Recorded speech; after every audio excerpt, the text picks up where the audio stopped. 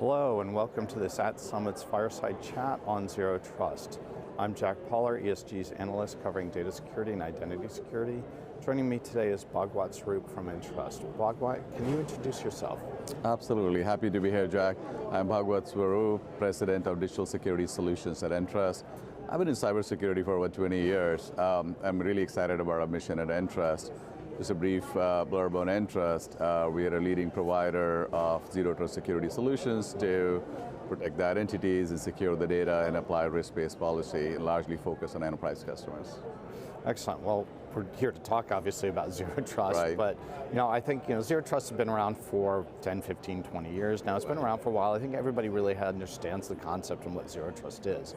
And we're really sort of at an inflection point of government and enterprise really getting ready to not just think about it, but go on that journey to start zero trust. So, so our first question is, why now? What makes zero trust so desirable and important to do?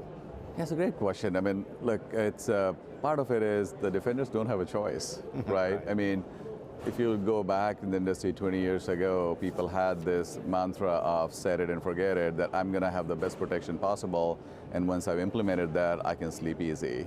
And attackers have proven it otherwise, right? They'll always find a way in. So it's a big mental mind shift that required people to go, I'm going to assume that I'm going to be breached, rather than being able to just say, hey, I trust this set of entities, these users. Right. So we've been forced into a model where you have to assume that you're always breached or somebody can get in.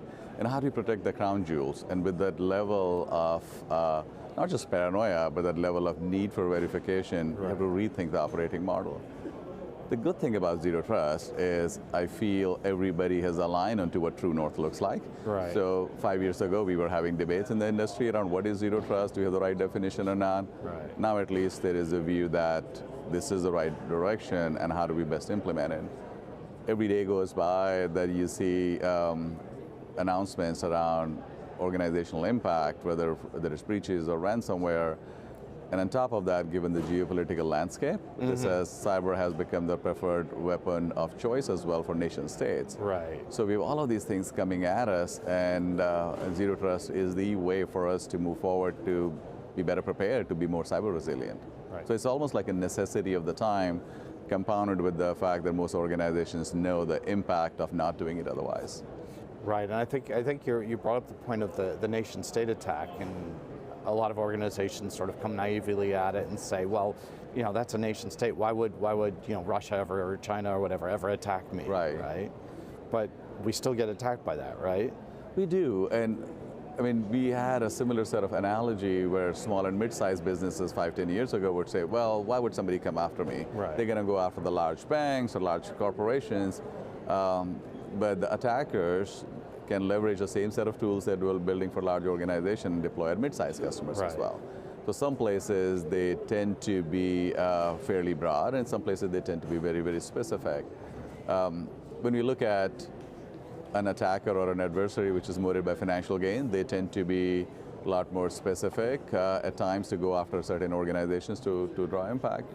Nation states have a very different mantra, right? They're not looking for economic gain, they're looking for things like destabilization of economies, and they have a very different charter, right? Right. And especially in the United States or Western economies, we tend to be a fair bit of target for a lot of those organizations. Right. So if you're anybody who is in critical supply chain or any financial infrastructure, you have to assume, going back to the zero trust mindset, you have to assume that there is a target on your back. Right. Because thinking otherwise, you just can't take the chance. Yeah, and I think that's sort of, I look at it sort of thinking about it from a physical security point of view. We used to think that if we were in a bad area of town, right, you walking through the Tenderloin in San Francisco where we are here today, you have to be careful. But if you're in the middle of the, in a safe area, it's not a problem. And today, that's from a cybersecurity perspective, that's not the case. Everybody is a target all the time. Yeah, and especially if you look at how much of our lives we are living as digital netizens, right? Every bit of interaction we do is captured somehow, somewhere in an online forum or information. So we have to be mindful of our social footprint, of our choices, of what we impact, and we always have to be aware of A, responsible use, and B, assume that this information could get out there and could be harmful to the enterprise. Right. So if we think about sort of that information and some of the changes over the last couple of years, right? With we had a change in the way we work with the pandemic, right? And we had everybody went to remote work, and there was sort of a land rush into what we call now zero trust network access, sort of a replacement for VPNs, right? So that's not really what we think about zero trust, right? Zero trust is more than that, wouldn't you say? I would agree. Look, I think as you go around RSA, there is a bit of zero trust whitewashing happening, right? Yes. Every vendor kind of hijacks or uses the zero trust term for their advantage, and some people would say, network security people would say zero trust is only about IP, you can't trust the IP, and identity vendors would say it's all about credentials.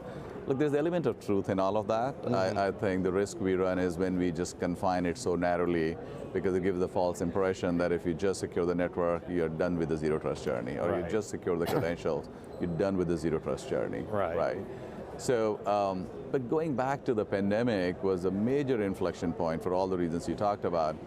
Like if you take a step back and you see this is the largest mass migration of humans working from a on-prem, we'll use the tech term on-prem or in-office term, to moving to virtual distributed cloud environment, right?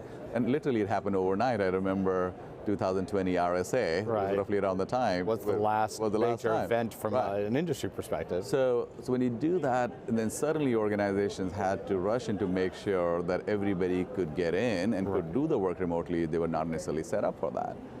Now, so the first thing that most organizations, like, let me figure out the access point, and then I'll worry about the later. And then they went into, well, how do I make applications and data available to them in a distributed manner, which drove the land rush into public cloud usage. And all of those trends are almost like irreversible at this point, because this is now the new normal. Even when people are going back to office, they're not going back 5 days. They're going. No, we've changed our lifestyle, right? We changed our work style, and I call it, we have the anywhere, anytime, any device work style. Right now that you're working at home, people know that they can reach you after hours, right? Right, and you work from the coffee shop or while you're traveling, right? And it's really interesting. Like on one hand, we see the geopolitical landscape, which almost causes like fragmentation of I would say like national collaboration. On the other hand, with the remote work, you have access to much larger global talent pool that you could be really anywhere. Absolutely. But coming back to zero trust, like I said, in our mind, and many organizations support that view, the zero trust is broader than just identity, just network. And we say that while we have one of the leading portfolios in identity security, right?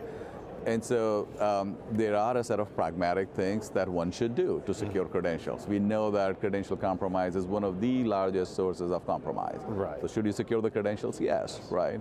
What sort of responsible use policy you should have around network you should implement.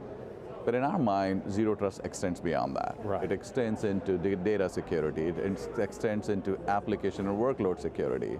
It extends into applying a risk-based policy that you can apply based on risk and usage through an entire organization. So in short, it's broader than network, broader than identity. So as we sort of think about that, and you mentioned earlier on, talking about ZTNA as the journey. Let's talk about a little bit more about thinking about the journey. The CISA, the Center for Internet Security, came out with the maturity model, right? I think they just did a revision just last week. Let's sort of think about and talk about what that journey is to begin with, and how do you think about starting on it, and where are you on the journey? It's a great point. One of the things I liked about the Zero Trust Maturity Model 2.0 that CISA team came out with, it puts an emphasis on their 5 pillars. So it's not just one, so it kind of dispels the myth. It's not one. It's not one, it's not just IAM. It's not just IAM, it's not just ZTNA, it's broader, right? So it gives you a holistic perspective. Because there is such a thing as calling victory too soon, right? Then there is a notion of what I like is the emphasis on maturity model, right? Which is really around, tells you at the foundational level what you should do. So if you are starting your journey, what is the most important thing? First of all, you're going to need to secure the credentials, right? People have right access only for the use case they want. How are you going to implement that? Well, implement just-in-time privilege management and entitlement management. But thou shalt have MFA deployed everywhere. That's a very foundational, basic level of stuff. But then there is a maturity model in there as well that, okay, MFA is not the panacea again. It can be bypassed. So then, especially with SIM swapping and things like that. So industry leaders like us have solutions which go from, well, what is a commonplace MFA versus what is a high assurance MFA look like? So we have come out with solutions like phishing resistant MFA, which uses the certificate-based authentication model. Now, that everybody may not be necessarily be interested in it, although we think they should be. But it's definitely, if you look at governments and banks and other organizations which have a higher maturity model, they would say, why would I not have that? Like, would you buy a car today without ABS? No, you won't. No, you won't, right. So to me, what that reflects is a choice of maturity model in the organization. How do you make dynamic risk-based policies? And you apply the same set of principles then across the other frameworks. So when we talk to our customers, we talk about zero trust foundations. There's a foundational level of stuff, no matter whose product you buy, make sure that you're securing the credentials, you're doing dynamic authentication, not relying on static authentication. You're making sure that you have secured your key data assets. You have put in place a set of encryption and key management principles. And then you're also applying, you've done enough to secure the code.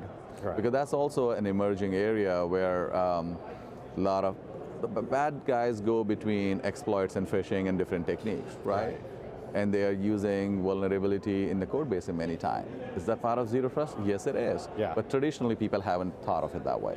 Well, I mean, we can talk about, you talked earlier about, do we trust on the network, right? And zero trust sort of started with a network concept, but we can and we should extend that as part of the maturity, as you get more mature, thinking about it is, do I trust my code, right?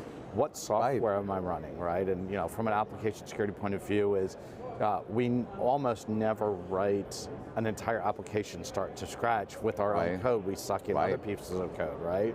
So do we trust that particular module that we've brought in? And has that module actually brought in another module and another module? And what's that sort of history is part of that, right?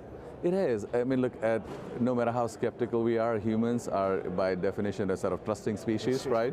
We have this inherent need for establishing trust, so zero trust sometimes puts you out of dissonance for that, but we need to be that, right? Especially in cybersecurity. So when bad guys use exploits, they compromise a set of code base. Today, there is a big focus on SBOM initiatives, software bill of materials, and others, and we have seen, talking to a customer, they ran some analysis, 70% of their code was assembled, not written. So when they're applying principles for cloud security or CNAP and others, they're usually doing for only 30% of the part. 70%, they have no idea about the provenance of that. Where did it come from? It came from an open source repository. An open source is an inherent part of our lives, so get that. But who signed that code? Was it an organization? Was it a developer? Would you apply a different set of risk principles to that? So I think it's not the availability of solutions. We have to figure out a pragmatic way of implementing some of those in everything we do, from application workloads to network to identity, and finally to devices, right? And so, like when we think of credentials, sometimes we think of we should take a shortcut to users. In our mind, we think of credentials more broadly in terms of humans, machines, and applications, right? So if you apply the zero trust principles to, let's say, the IoT world or the machine or the industrial base, there's not a lot of greenfield, there's a lot of brownfield. You have sensors deployed out there that you cannot deploy an agent on, but you still need to know which is the managed devices versus unmanaged.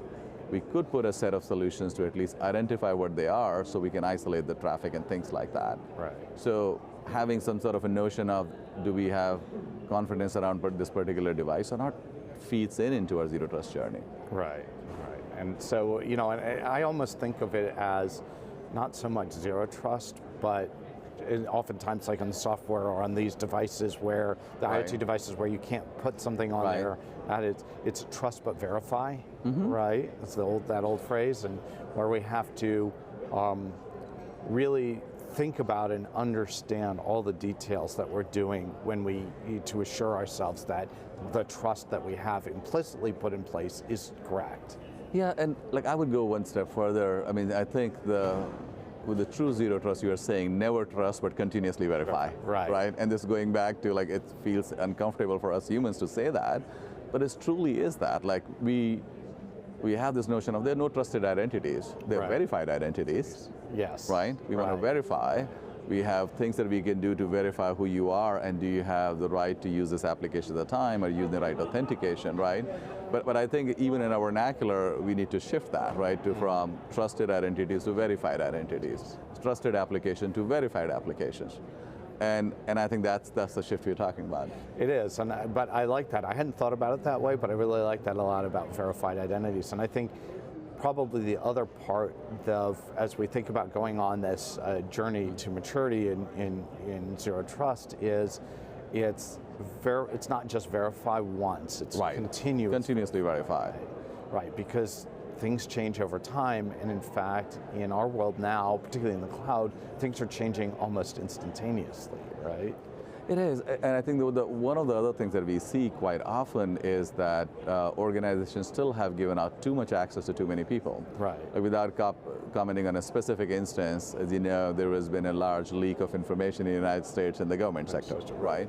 If you look at the specific use case, an individual fairly young in their career had access to vast troves of information. You could argue, was that individual a verified employee? Yes, they were. Did they have need for access to some systems? Yes, some. Not broad, right? Should they have access to all the data? No. Should we have had policies implied around data exfiltration and data copying and all of that? Yeah. So part of it is we continuously verify the identity, but we also continuously verify entitlements. Yes. Do you have entitlement to this particular application and data, and for what periods of time? So this is where I talk about the maturity model, right? Implementing MFA is a start, but that does not give you granular view. Right. We need to implement the granular view of entitlements that we continuously verify. Right, well, and MFA is really more on the authentication piece, right? You are who you say you are, right? And so I need to know that in order to do the trust question, do I trust you or not? But then the second question is, are you authorized to do or see whatever you're doing?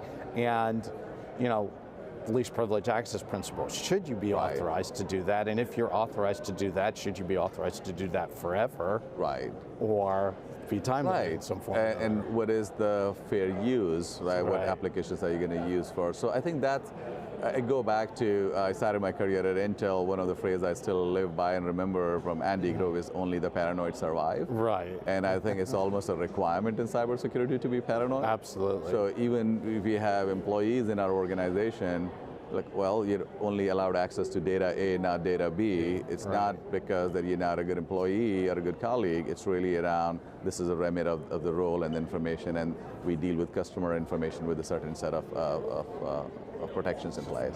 Right. Now, we've talked a couple of times, we sort of had talked tangentially on MFA, right? But authentication, as I said, is really that sort of core component. I can't, until I know that you are who you say you are, I can't trust you. And that applies to humans and also to machines and applications, as you said. But let's talk, dig in a little bit more into MFA and think about MFA in the zero trust world. What does it really mean, and why is it so important in that sense? Yeah, so look, I think you're going to see a lot of focus from many vendors around that password is the bane of the existence. Once you have passwords become long, they become hard to remember, then people write it down or they reuse, it's already out there. So nobody should be using passwords if at all possible, or if you use, then you use better ones, but there is never a better one that which cannot be broken, right? So MFA just becomes a choice of, I'm giving you 1 or 2 or 3 prompts to verify who you are, which you're basically trying to outrun the bots. Set of things that the bots cannot necessarily emulate. And I think it's a very, very useful tool. But I'll give you an example of, so today, bad guys have figured out they can go to your telco provider and pretend it's you, to an unsuspecting storefront individual, and do a SIM swap, right? And then they're going to get their SMS prompts instead of you. Right. Or they do credential stuffing, they bombard you with SMS prompts at 3 a.m. at night, you may click on something and they get access into the organization. So what we have built a set of solutions which what we call high assurance MFA is almost phishing resistant, is using some of the existing technology but tying in a very interesting way, in a seamless way.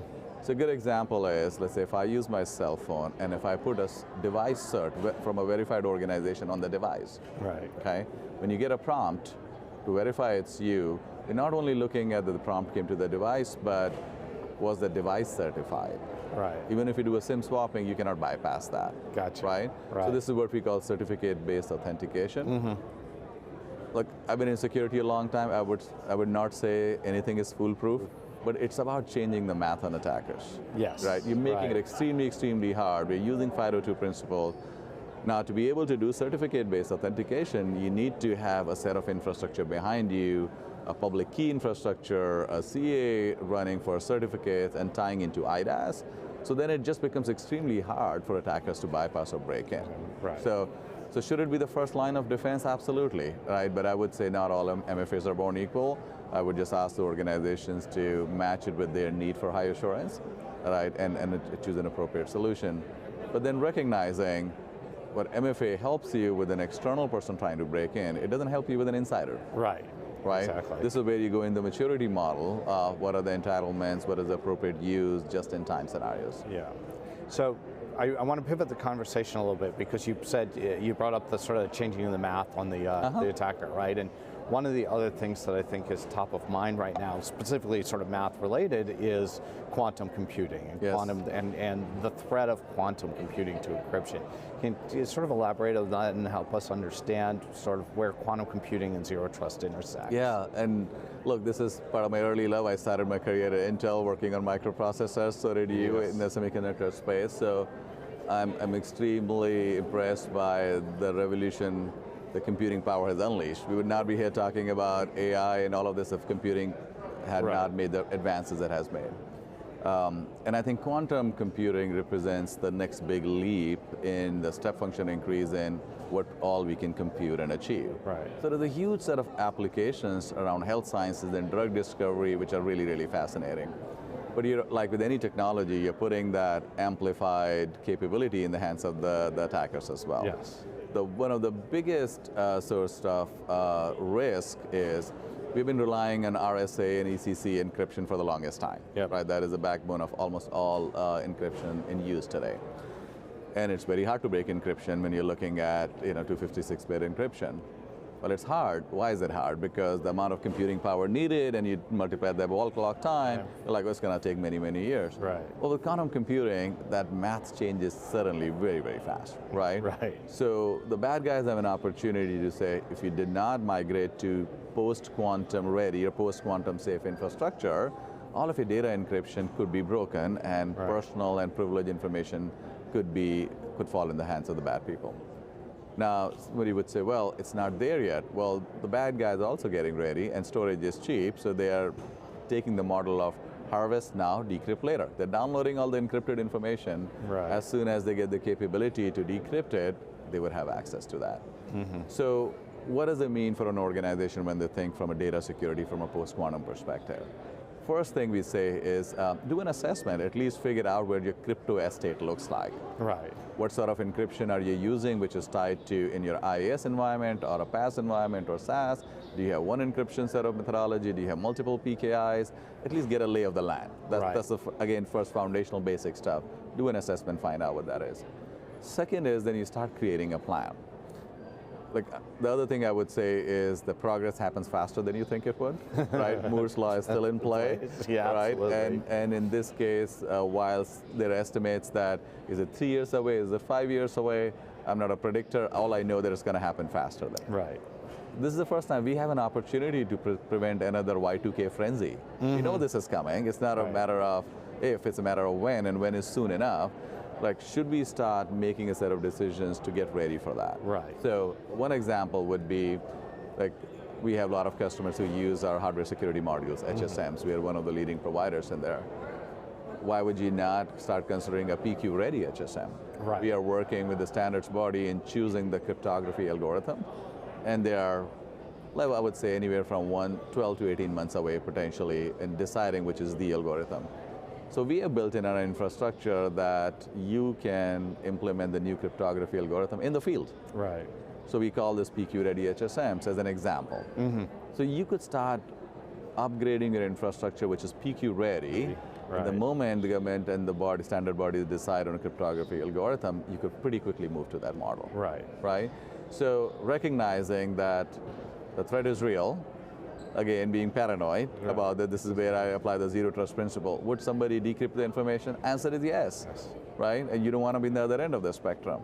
But there are things we can do to get ready now. Right. Well, and I think the thing you brought up that I hadn't considered, and I think most people don't consider, is the exfiltration of data today for decrypt later, and that data will still have value in a year or 2 years or 3 years for somebody to decrypt it and use it. Right. I mean, think about the patent information and privileged IP. We put protections on them for 20 years. Yes, right. Somebody can decrypt in 3 or 2, right? And similar privacy information. I'm actually, it's not a prediction, but I think there needs to be more policies come down the path. Today we rely, whether it's GDPR or CCPA, there's a set of guidance around tokenization, that thou shalt encrypt the data. At some point it needs to enhance to say, well, you need to make sure that encryption is also PQ ready. Right. And this is an area where White House has taken a lead, and we are pleased by that. They came out with a guidance to all the federal agencies to have an assessment and start making plans within a stipulated period of time, which was, I think, 12 months. Right. Because the government recognizes that the implications of not doing it are extremely disastrous. Right. I think in terms of zero trust, it's again that trust thing is we're not necessarily going to trust our current encryption algorithms to be sufficient as part of that journey. We want to think about encryption as a component of data security, a component of zero trust, and we need to have that as part of our journey, right? That's exactly right. And then even while doing that, we still have to, going back to a pragmatic model and maturity model, to say, look, we have terabytes and petabytes of data, right? So when you apply a new encryption principle, are you doing that and go forward, or are you going and go backwards, right? And how much back you're going to go, and whether it's in archive data or backup data, that data segregation, data classification, there needs to be a discussion around that within the organization, right? Because how do you eat an elephant bite by bite, figure out the first few bites first, right? And build a plan for the rest. Well, this is absolutely interesting and fascinating. Maybe we can sort of wrap this up with what's three strong key takeaways you want people to think about leaving the conversation? Yeah, I think the first one is where we started the conversation around think of zero trust in a more holistic way, right? Not in a narrow way, because it runs the risk of you could declare victory too soon or you not have a comprehensive job. Right. And I like thinking of zero trust in the maturity model construct, right? So that would be one. And it's actually pretty easy to track your progress along the way as well. Second is when we think about the zero trust mandate, it has to be enterprise-wide. It has to be an extensible model. So when you're applying those zero trust framework within the organization, build in a way that you can extend to cloud and then to multi-clouds, right? Similarly, when you're applying data security principles, you want to make sure that you can extend to a post-PQ world and all of that. And I think the third would be just this notion of secure now and protect the future, right? Excellent. Because here and now, it's absolutely we need to do, but as an industry, we need to start moving from reactive to proactive to planning for things in a more programmatic way. Because this is the new normal, right? Things are not necessarily going to get any easier. So how do we make sure, and post-quantum is a good example of that, protect your data today, but secure your information for the future as well. Well, thank you. I much appreciate the information. I'm sure our audience will get a lot out of it, and I'd like to thank everybody for joining us today. That's about out of time. Thank you very much.